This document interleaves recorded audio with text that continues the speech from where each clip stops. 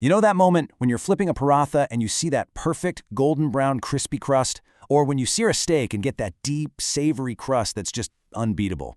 That beautiful color isn't just for looks. Oh no. It's a complete flavor explosion. So let's dive right into the science behind that delicious magic. So what is the secret? I mean, is it just about technique, the best ingredients? Well, yeah, those things totally matter. But deep down, there's a chemical reaction happening. It's like an invisible architect building all that amazing taste from scratch.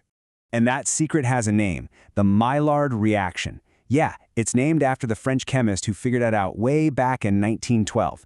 And get this one single reaction is responsible for some of the most delicious and complex flavors in the entire world of food. It's a total game changer. So let's get into it. How does this whole thing actually work? We're about to unpack what's basically a molecular handshake that creates flavor right before our eyes. Okay, at its heart, the Maillard reaction is all about teamwork. It's a chemical dance between two key players. You've got your amino acids, which are just the building blocks of protein, and you've got simple sugars like glucose. When you add heat to the mix, they start linking up, creating this massive cascade of hundreds of new molecules, and those are what we smell and taste as just incredible flavor. This whole transformation happens in about 3 stages. First, the sugars and amino acids kind of rearrange themselves. You can't see anything happening yet. But then, in stage 2, things get really interesting. The molecules start breaking apart, and that's when you get those amazing, toasty, roasty smells.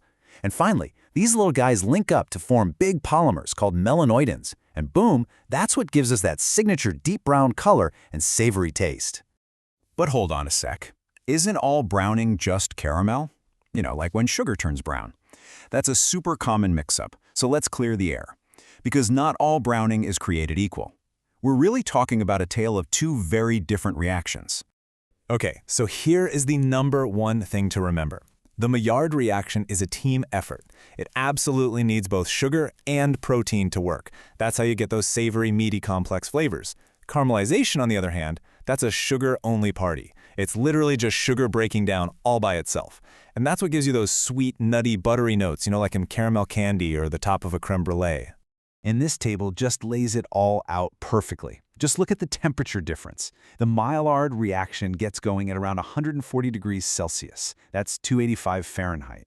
Caramelization needs things to be a bit hotter, starting around 160 Celsius. So you've got different ingredients, different temperatures, and totally different flavors at the end.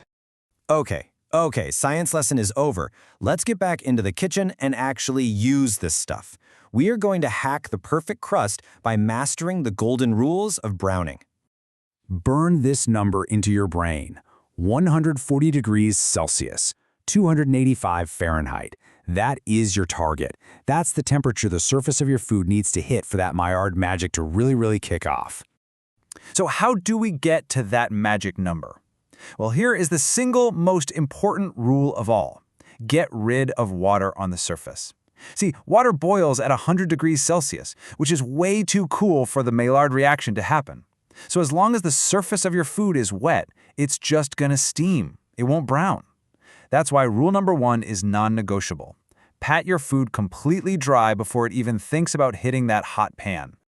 All right, you ready for a pro tip? A little secret I use in my own kitchen? If you want to get incredible browning and you want it fast, the answer is probably already in your cupboard. It's just a little pinch of baking soda.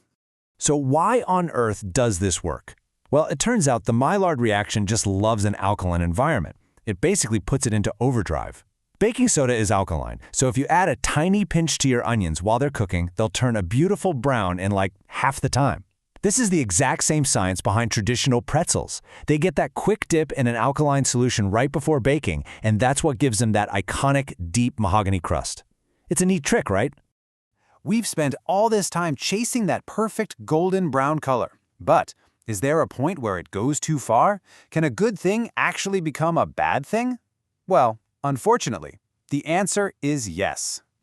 See, when you over-brown starchy foods, we're talking potatoes, bread, toast, at really high temperatures, the Maillard reaction can create a side product called acrylamide. And according to the International Agency for Research on Cancer, that stuff is classified as a probable human carcinogen.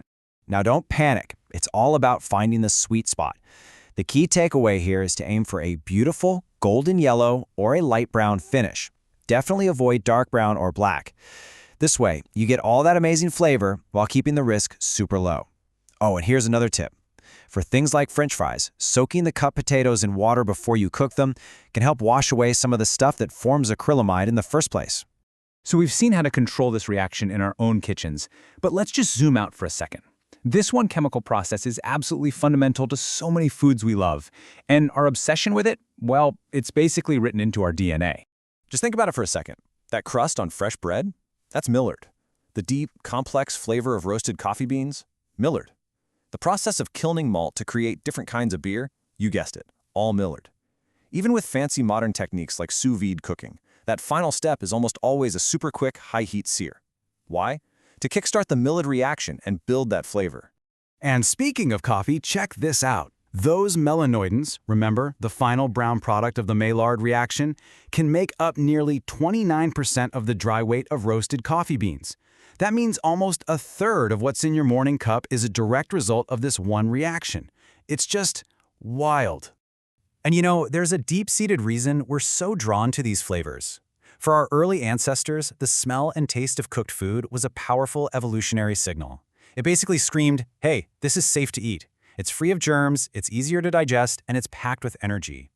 Our love for that perfect golden brown crust is literally hardwired into us. So there you have it. You are now armed with the science of deliciousness. You know the difference between Maillard and caramelization, you know the all-important rules of temperature and moisture, and you've even got a secret pH hack up your sleeve.